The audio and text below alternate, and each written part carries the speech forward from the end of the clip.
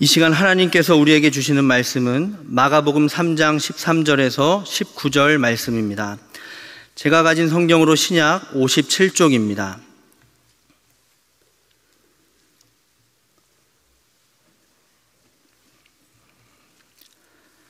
마가복음 3장 13절에서 19절까지 말씀 한 절씩 교독하시고 마지막 절은 함께 봉독하겠습니다.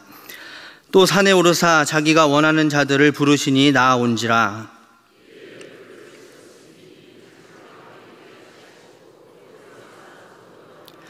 귀신을 내쫓는 권능도 가지게 하려 하심이러라.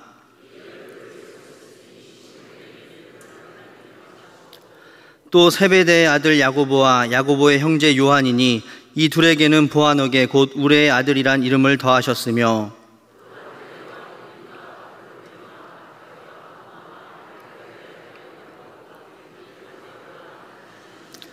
함께 봉독하겠습니다. 또 가롯 유다니 이는 예수를 판 자더라. 아멘. 네, 다들 아시는 것처럼 지금 우리 교회는 각 교구별로 정기 신방 중에 있습니다. 신방을 하다 보면 주로 이제 여자 성도님들이 신방을 받는데요. 간혹 신방 받지 못하는 남편 성도님들의 믿음의 고백을 전해 들을 때가 있습니다. 이 믿음의 고백은 주로 신방 받기 전날에 일어나는데 남편이 아내에게 우리 집에서 매일 신방 받았으면 좋겠다라는 믿음의 고백입니다. 여러분 왜 그런지 아시나요? 네. 신방 전날 아내가 집을 열심히 청소하는 모습을 보고 남편들이 믿음으로 그렇게 고백하신다는 거죠. 저도 오늘 비슷한 고백을 하려고 합니다. 오늘 예배 평상시보다 많이 나오셨는데요. 앞으로 매주 선거를 했으면 좋겠습니다. 왜 그런지 아시죠? 네, 우리 옆에 분들에게 한번 인사해 보겠습니다. 다음 주에도 꼭 뵈면 좋겠습니다.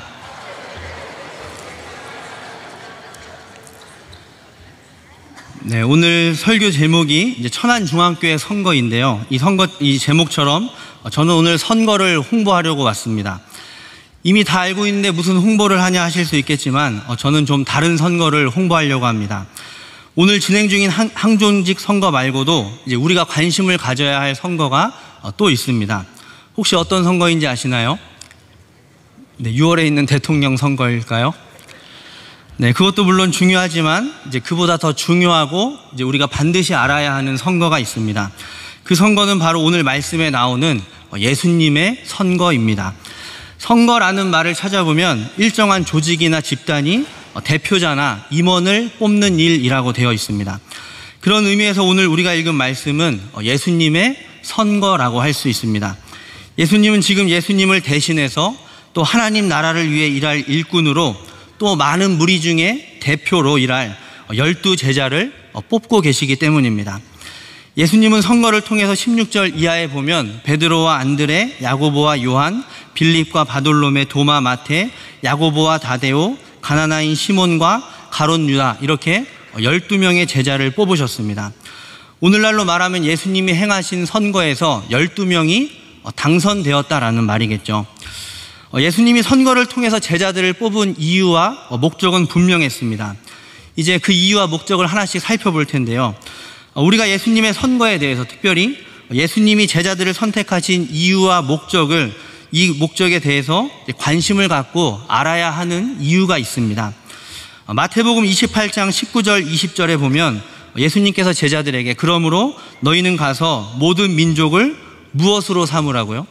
제자로 삼아 아버지와 아들과 성령의 이름으로 세례를 베풀고 내가 너희에게 분부한 모든 것을 가르쳐 어떻게 하라고요? 지키게 하라라고 명령하셨습니다. 이 말씀에서 예수님은 12 제자만이 아니라 여기 있는 우리 모두가 세상에 있는 모든 민족이 예수님의 제자가 되기를 원하신다라는 것을 알 수 있습니다. 또한 예수님께서는 12 제자들에게 가르쳤던 그 모든 것을 그 이후에 모든 제자들도 다 알고 그렇게 지켜가기를 원하셨습니다. 예수님이 12 제자를 택한 이유와 목적을 우리도 알아야 하는 이유가 바로 여기 있습니다.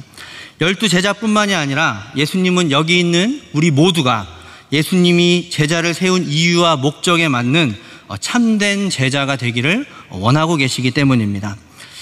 그럼 예수님께서 제자들을 세우신 분명한 이유와 또 목적이 무엇이었을까요? 다시 말해 예수님이 행하신 선거의 목적이 무엇이었을까요? 오늘 말씀 14절과 15절 말씀입니다. 이에 12를 세우셨으니 이는 자기와 함께 있게 하시고 또 보내사 전도도 하며 귀신을 내쫓는 권능도 가지게 하려 하심이러라. 예수님이 제자들을 세우신 목적을 이제 크게 세 가지로 나눌 수 있습니다. 첫째는 자기와 함께 있게 하시려고, 둘째는 전도하게 하기 위해서, 셋째로는 귀신을 내쫓는 권능도 가지게 하려 하십니다 라고 말씀합니다. 세 가지가 모두 다 중요한 목적이지만 그중 가장 먼저 나오는 목적이자 가장 중요한 목적은 바로 자기와 함께 있게 하기 위해서입니다. 예수님과 함께 있게 하기 위해서라고 말씀합니다. 이것이 제자들을 세우신 가장 중요한 첫 번째 목적입니다. 우리는 흔히 제자들을 뽑은 이유가 제자들에게 어떤 임무를 맡기기 위해서나 또 제자들에게 어떤 일을 시키기 위해서다라고 생각할 수 있습니다. 왜냐하면 우리가 하는 일반적인 선거도 비슷한 목적을 갖고 있기 때문이죠. 국회의원이나 대통령을 뽑고 또 교회에서 임직자를 세울 때 나라를 위해서 또 교회를 위해서 일꾼으로 섬길 사람들, 나라와 교회를 위해서 열심히 일할 사람들을 세우는 게 이 선거의 주된 목적이기 때문입니다. 제자들도 물론 예수님을 대신해서 여러 가지 일을 해야 했습니다. 복음을 전하고 병자들을 치유하고 교회를 세우는 등의 이 하나님 나라를 확장하는 일을 분명히 해야 했죠. 그러나 예수님께서 제자들을 세우신 가장 큰 첫 번째 목적은 그런 일들을 시키기 위해서가 아니었습니다. 예수님께서 제자들을 세우신 가장 큰 목적은 바로 예수님과 함께 있게 하기 위해서였습니다. 주님과 함께 있게 하시려고 예수님은 제자들을 세우셨음을 오늘 성경은 분명히 말씀하고 있습니다. 그렇다면 예수님은 왜 제자들을 자신과 함께 있게 하셨을까요? 왜 이것을 가장 큰 목적으로 삼으셨을까요? 제가 보기를 준비했습니다. 1번, 예수님이 외롭고 심심해서 제자들과 함께 있으면 재미있으니까. 2번, 바리새인이나 서기관들이 괴롭히거나 또 예수님을 잡으려고 할 때 제자들과 뭉쳐 다녀서 쉽게 안 잡히기 위해서. 3번, 제자들이 예수님을 알고 예수님을 본받는 삶이 되게 하기 위해서. 몇 번일까요? 네, 3번입니다. 제자들이 예수님과 함께 있는 것이 가장 중요한 이유는 예수님과 함께 있는 그 시간을 통해서 예수님과 교제하고 예수님을 알아가며 그분의 삶과 그분의 마음을 배우게 하기 위해서였습니다.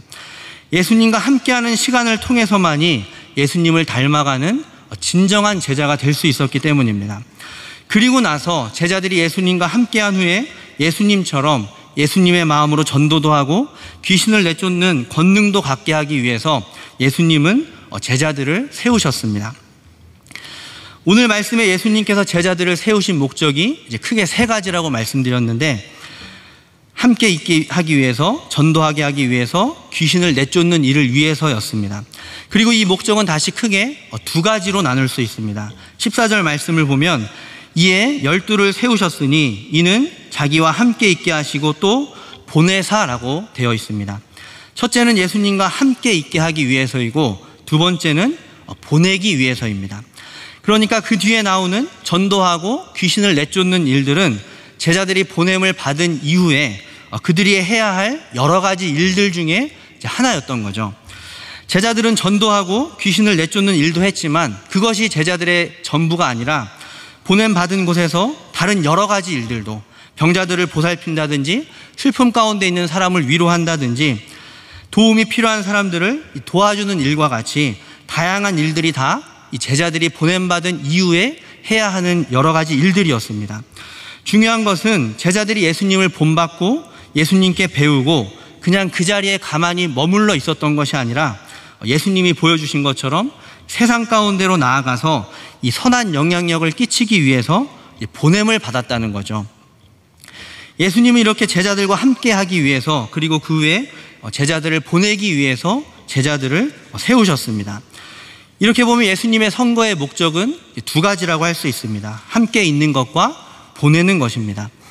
그리고 이 두 가지 목적에는 분명한 우선순위가 있습니다. 먼저는 예수님과 함께 있어야 되고, 예수님을 닮은 후에 그 후에야 보냄을 받아야 됩니다.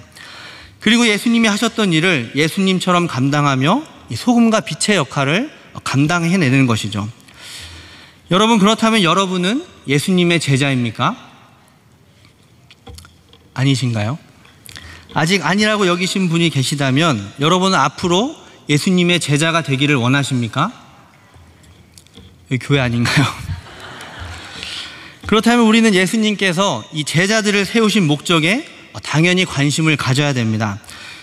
그리고 실은 이미 많은 그리스도인들이 이 목적에 많은 관심을 갖고 있다라고 할 수 있습니다. 그런데 엄밀히 말하면 많은 그리스도인들이 이 목적에 반만 관심이 있다라고 할 수 있습니다. 어디에 더 많은 관심이 있을까요? 예수님과 함께 하는 것보다는 그 후자에 더 많은 관심을 갖고 있습니다.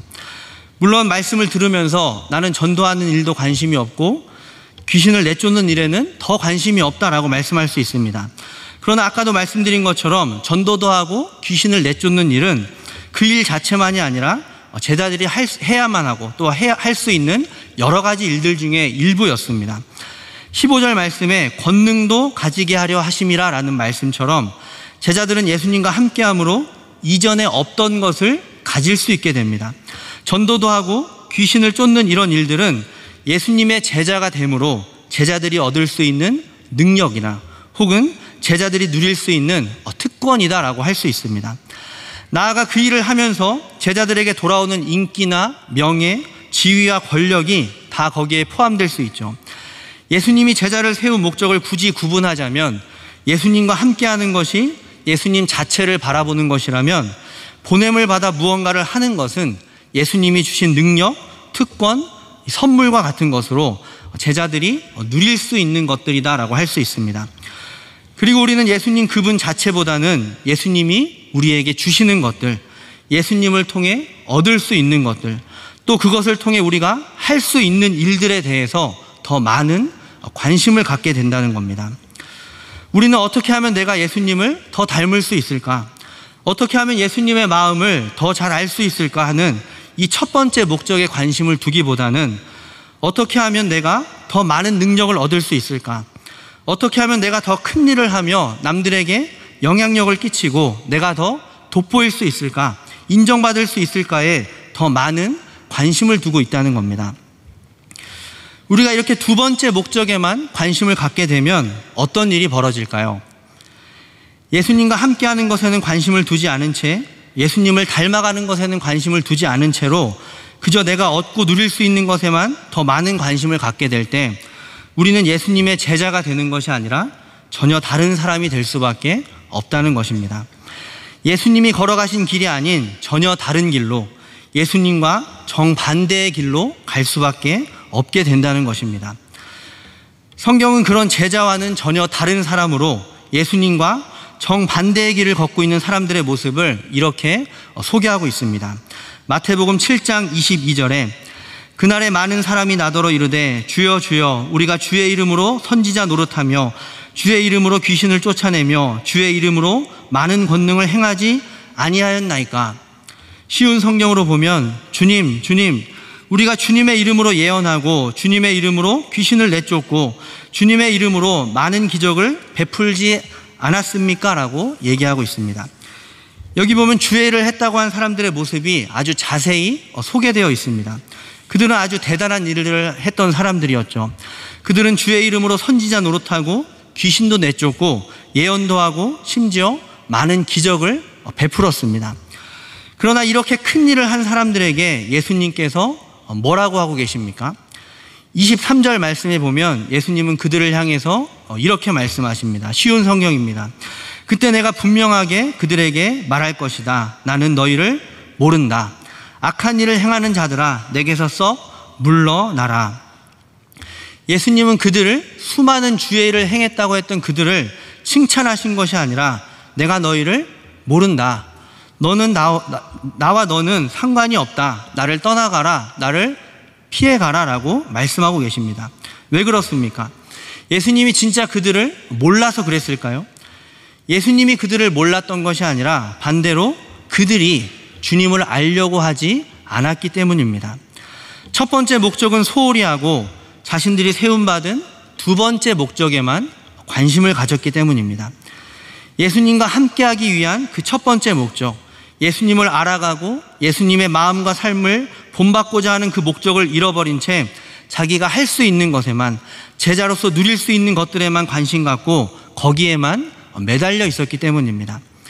특별히 그들이 말로는 또 겉으로는 다 주의 이름으로 한다고 했지만 그 중심에는 주님을 위해서가 아니라 자기 자신을 위해서, 자신을 돋보이게 하고 자기가 높아지기 위해서만 일했기 때문입니다.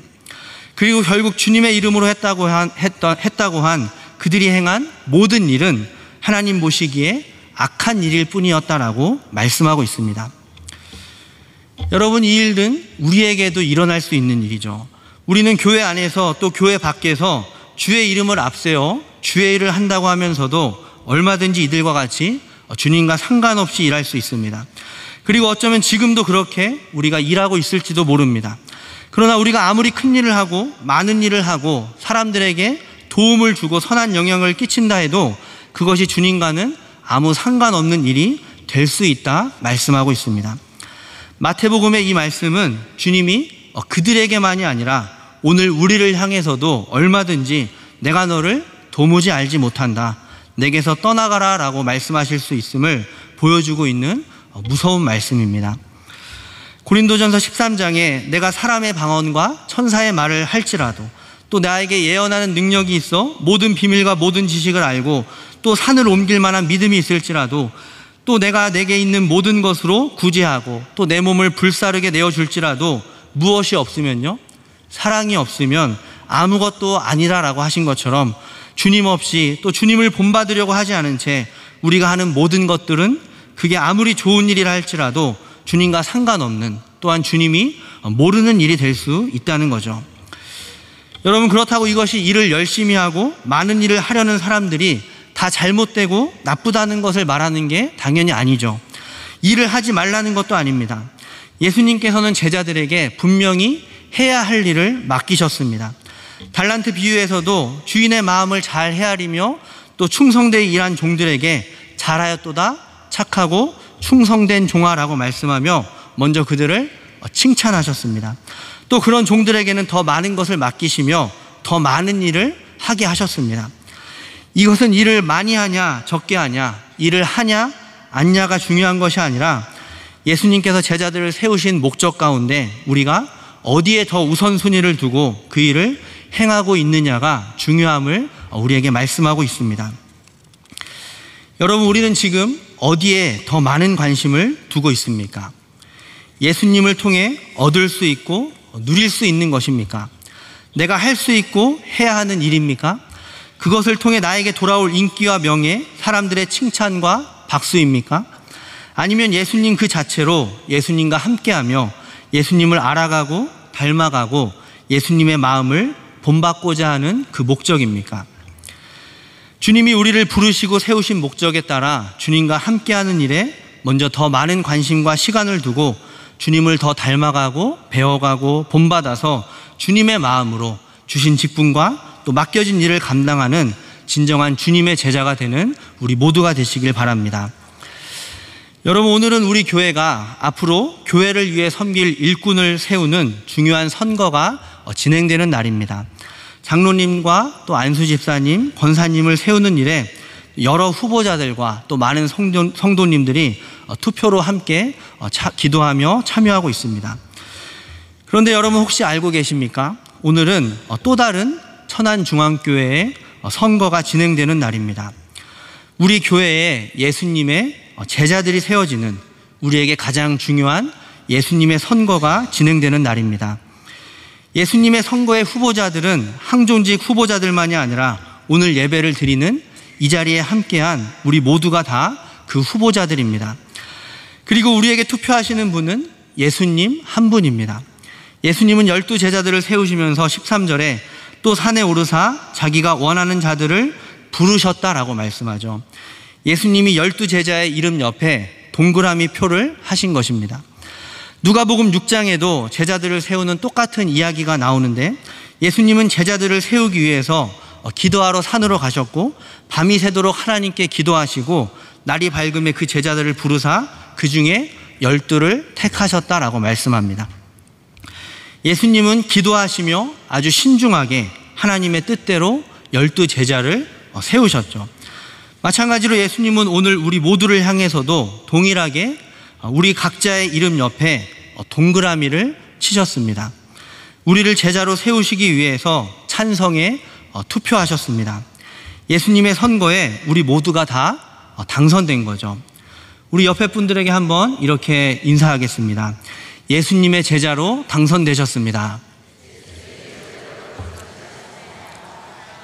네, 당선되셨는데 아무도 안 좋아하시는 것 같습니다. 예수님의 선거가 일반 선거와 다른 점이 있다면 후보자들이 예수님의 부르심에 응답해야 한다는 겁니다. 이제 우리가 주님의 제자가 되기 위해서는 그 부르심을 받은 자로 13절에 예수님이 부르시니 나아온지라 라고 하신 것처럼 우리도 제자가 되기로 결심하고 그 주님의 부르심에 응답해야 합니다. 또 다른 점 한 가지는 예수님의 선거가 오늘로 끝나는 것이 아니라 계속해서 진행되는 선거라는 겁니다. 오늘 12 제자의 이름을 보면 다양한 사람들이 등장합니다. 신분도, 학벌도, 성격도, 직업도 다 다양한 사람들이 모여 있습니다.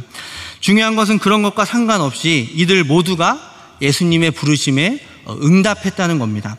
그러나 그들 모두가 끝까지 다 제자로 남아있지는 못했습니다. 우리가 아는 것처럼 가룟 유다와 같이 예수님의 목적에 벗어나 그 명단에서 지워진 사람도 있었기 때문이죠. 마찬가지로 예수님의 선거는 오늘로 끝나는 것이 아니라 우리 삶 전체를 통해서 계속해서 진행 중인 예수님의 선거입니다. 오늘 말씀에 제자들의 이름이 기록된 것처럼 우리도 예수님의 목적을 늘 기억하며 예수님의 그 제자의 명단에 그 이름이 끝까지 남게 되는 저와 여러분들 되시길 바랍니다. 이제 말씀 한 구절을 읽고 이제 마치려고 합니다. 누가복음 10장 17절과 20절 말씀인데요. 제자의 삶을 살아가면서 때로는 주님과 함께하는 것보다 나를 통해 능력이 나타나고 내가 큰 일을 감당하고 있는 것이 더 기쁠 때가 있을 겁니다.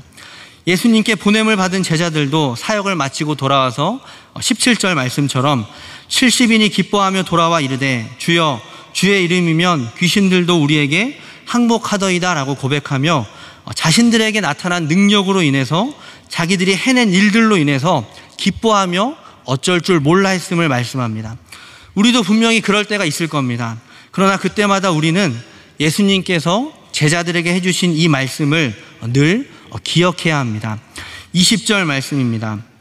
귀신들이 너희에게 항복하는 것으로 기뻐하지 말고 너희 이름이 하늘에 기록된 것으로 기뻐하라. 아멘.